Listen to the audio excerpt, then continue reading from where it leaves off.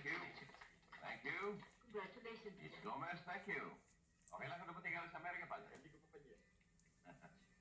Panyero? Pero, Oh, kumusta naman kayo dito?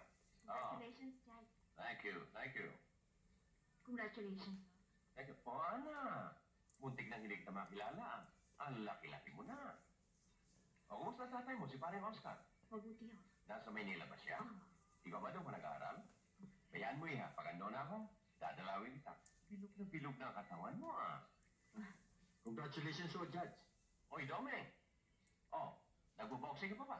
Hindi na po. Bakit? Medyo kalog na ba? Hindi naman po. Ang lagay nagtitrainer na lang. At saka nagkakita na po Muntik ako. mo talagang hindi kita makilala. Ilan taong ka na, Ana? Ano yan? Oh. Andyan. Excuse me. Ana, huwag kang alis, babalik ako. Oo, sige. Nasabihin sa akin ni Ricardo, ang tungkol sa promotion at transfer sa Maynila, hindi ko talaga alam kung anong iisipin ko. Mr. Guni-Guni, hindi ko akalain na, ay, Diyos mio. Bakit naman? Talaga ito si Carolina, napakahapon. Alam mo ba na sa unang pagkakita ko pa lamang sa kanya, natiyak ko ng malayong mararating niya sa kanyang profesyon. Talagang masipag si Ricardo. At saka, mapapagkatiwalaan ninyo. Pantay-pantay at walang pinapanigan ng kanyang desisyon bilang West Depa.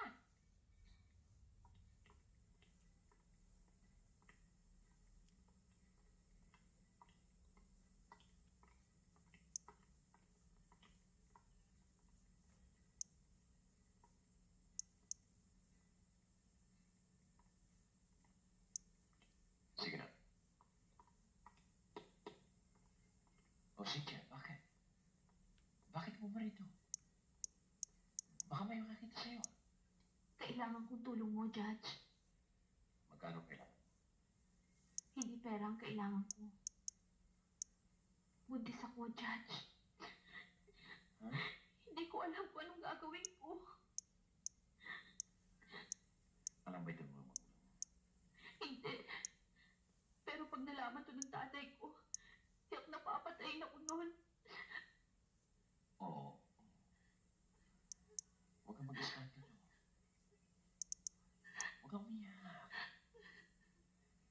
Ang lahat ng problema may kalutasan. Ang kinatatakutan ko, malapit ng mahalata ito. Di ba nangako ka sa akin na hindi mo ako pababayaan? Hindi kita pababayaan.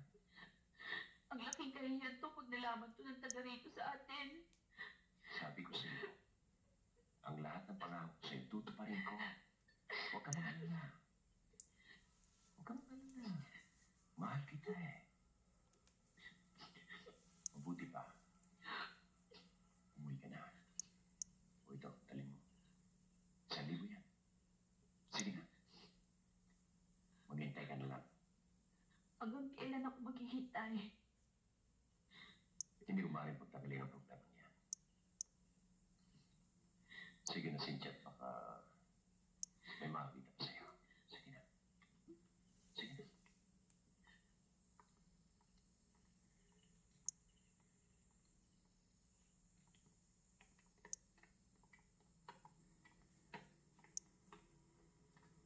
Magandang umaga, Father. Magandang umaga.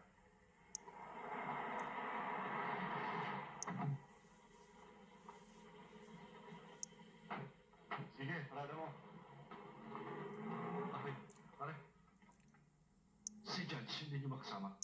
Wala ho eh. Maraming ginagawa. Baka hindi pumarito. Hindi pare, hintayin ko na lang. May importante ako sa Judge kanya eh. Tungkulo saan? Tungkol doon sa lupa ako, nakasangla kay Ma'am Ponching eh. Gusto ko nang ilitin.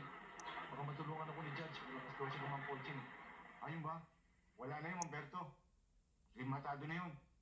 Yung ba naman dito bagay na yun? Kailangan pa si Judge. Alam mo namang maraming ginagawa yun. Ang gawin mo lang, gumawa ka ng paraan, magbenta ka ng ari-arian mo. Wala na akong mabibenta, naubos na eh. Meron pa, Umberto. Yung anak mo talaga, maganda yun. Ba't hindi mo pagpatayin? Gusto mo yan, kung pero mano eh. Oh, Noy! Noy! Noy! Papatayin kita! Tawas mo doon! Putahin mo na anak mo! Tutal! Tandi ka na sa ako mo!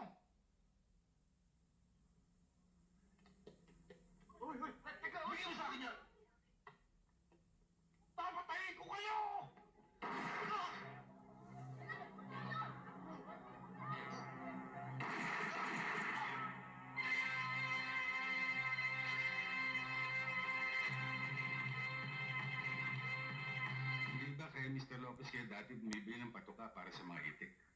Dati doon kami pumibili. Pero lumipat kami kay Fredo, kahit mataas ang halaga. Pero sigurado naman ako